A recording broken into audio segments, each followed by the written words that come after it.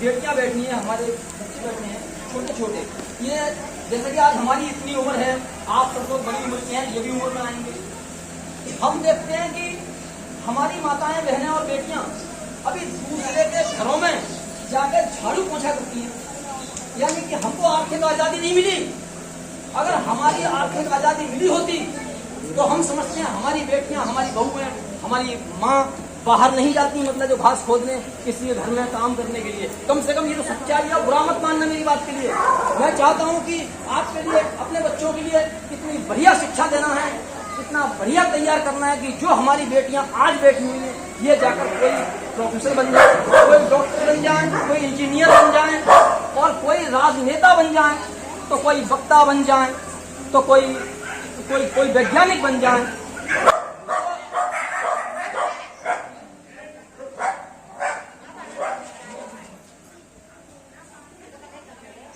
तो आज हम यहाँ ये बात कोई कहेगा नहीं दूसरे की, भी हम दूसरे के प्रोग्राम में ये बात कहाँ कह पाएंगे? हम दूसरे के प्रोग्राम में ये बात कहाँ कह पाएंगे? ये अपने ही प्रोग्राम में कह पाएंगे। तो जो माताएं बैठी हैं, जो बहनें बैठी हैं, अपने बच्चों के लिए इतना शिक्षित करने का प्रयास करो कि कहीं कोई कमी हमसे रह गई है वो हमारे बच्चों में न रह पाए। और जब ये देखिए, ये बिल्कुल प्रैक्टिकल है। कितने हमारे प्रोफेसर डॉक्टर्स हैं, कितने इंजीनियर्स हैं, अगर हम उनका आंकड़ा निकाल के देखते हैं तो हमारे सारे पद खाली हैं। सरकार हमारे साथ न्याय नहीं कर रही है, हमें आजादी नहीं दे रही है। तो सच्ची बात यह है कि ज्यादा खुश होने की आवश्यकता नहीं है कि हम बहुत बड़े आजाद हो गए। जैसे आजादी मिली कहाँ हमें? हम तो पाखंडवाद में घिरे हुए हैं। आज का पाखंड कल की परंपरा बन जाती है। आज का पाखंड और कल के लिए वो परंपरा बन जाएगा, और लोग कहेंगे सर हमारे तो बड़े बूढ़े ने ऐसे ही किया था, हम तो ऐसे ही करेंगे। अभी इन बच्चों ने एक प्रस्तुति दी थी जिसमें वो स्वाहा करा था, और उन्होंने कहा था कि पंडित जी जो है कहते हैं भाई ये तो गोबर है, इसके गणेश मान लो। भाई हम कैसे मान लें? तो मान लो भाई, हम कह रहे हैं मान लो। जब हमारे ही लोगों ने उनसे कहा कि लो भाई तुम पत्ते ले लो, वो कह रहा है ये तो रुपया दो। तो वो कह रहा भाई जो हमने तुम्हारे गोबर के लिए गणेश मान लिया तो हमारे पत्तों को तुम रुपया मान लो। पंडित नहीं तैयार होगा ना, नहीं लेगा ना, पत्ते नहीं लेगा भाई, वो रुपया ही लेगा। अरे जब वो रुपया लेगा तो हम उसके गोबर के लिए गणेश भाई कैसे मान लें? अरे छोड़ दो पाखंड। आप सोचो, पाखंड की वजह से ही हम पीछे हैं, हम पाखंड की वजह से पीछे हैं। इन बच्चों को अगर आपने पाखंड बताया, समझाया, तो मैं बता रहा हूं कि हमारी जो परंपरा है झाड़ू पोछा करने की, हमारे लिए बहुत गंदे कपड़ों में रहने की, हमें बहुत गंदे छोटे से मकानों में रहने की, ये भाई नहीं छूटेगी। अगर आप तो अपने बच्चों को बहुत बेहतर कपड़ों में देखना चाहते हो, बहुत बेहतर पदों पर देखना चाहते हो, बहुत बड़ी कोठियों में देखना चाहते हो, कारों में देखना चाहते हो, तो भाई देखो मानसिकता तो चेंज करनी पड़ेगी, और मानसिकता को इस मानसिकता को बदलिए। तो और मैं क्या कहूँ, मुझे लगता है शायद इतनी काफी है। बाकी हमारे और वक्तागण हैं, ये आपको ढंग से समझाएंगे। और मैं बड़ा आश्चर्य है और खुशी इस बात की है कि मतलब हमारे तमाम लोग आए हुए हैं, और बड़ा तो मोहल्ला हमारा इतना है कि अगर ये पेरेंट्स टीचर मीटिंग में जब जाते, देखिए यहाँ कुछ लोग ऐसे बैठे होंगे जिन्होंने बड़े स्कूलों में अपने बच्चे पढ़ाए हैं, वहाँ हर महीने में एक पेरेंट टीचर मीटिंग डे होता है, और माँ बाप बहुत पैसा खर्च करके, शायद यहाँ पर राहुल बैठे होंगे, मेरी राहुल से बात हुई थी, उन्होंने शायद 40-50 हजार रुपए जमा किए थे कितने, और उसके बाद बड़े प्यार से जाते हैं वहाँ, लाइन में खड़े होते हैं हर महीने।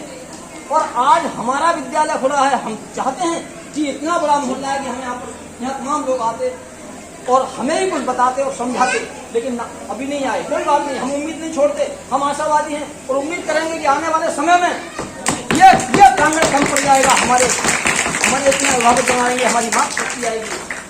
और हमने पिछला प्रोग्राम किया था 13 अप्रैल का, हमने बाबा साहब का जन्मदिन मनाया था 14 अप्रैल। हमारे बच्चे बहुत अच्छे तैयार हुए हैं, इतना बढ़िया बोल रहे हैं, इतना बढ़िया डांस कर रहे हैं, और हमारी जो माताएं बहनें हैं, मैं चाहूंगा कि अब की बार जो हम प्रोग्राम करेंगे उसमें हमें किसी संगमित्रा की आवश्यकता नहीं पड़ेगी, हमें किसी अन्य की आवश्यकता नहीं पड़ेगी। वही संचालक होंगे, उनमें से ही कुछ ना कुछ बताएंगे कि भाई हमने तो अपने घर में इस पाखंड को छोड़ दिया है, इतना बढ़िया कर दिया है। तो इन्हीं विचारों के साथ में मैं अपनी बात को समाप्त करना चाहूँगा। हाँ, एक बात और, बातें तो बहुत हैं। इस देश में जय हिंद नाम की कोई चीज नहीं है। जय हिंद नाम की कोई चीज नहीं है।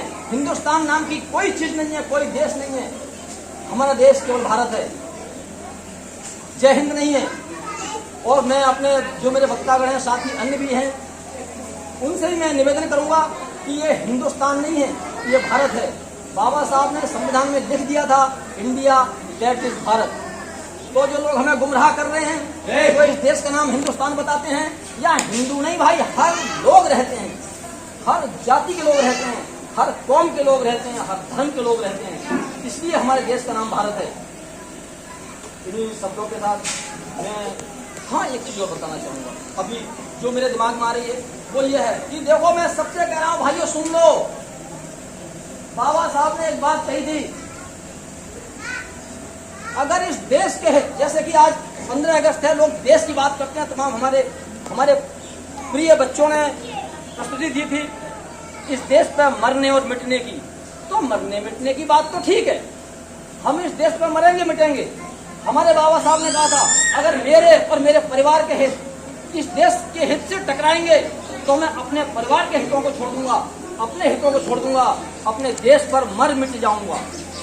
लेकिन अगर मेरी समाज, अगर मेरी कम्युनिटी के हित इस देश के हित से टकराएंगे तो मैं क्या करूंगा, इस देश को छोड़ दूंगा, इस देश के हितों को छोड़ दूंगा और अपनी कम्युनिटी, अपने समाज के साथ रहूंगा और उनके हित को अपनाऊंगा।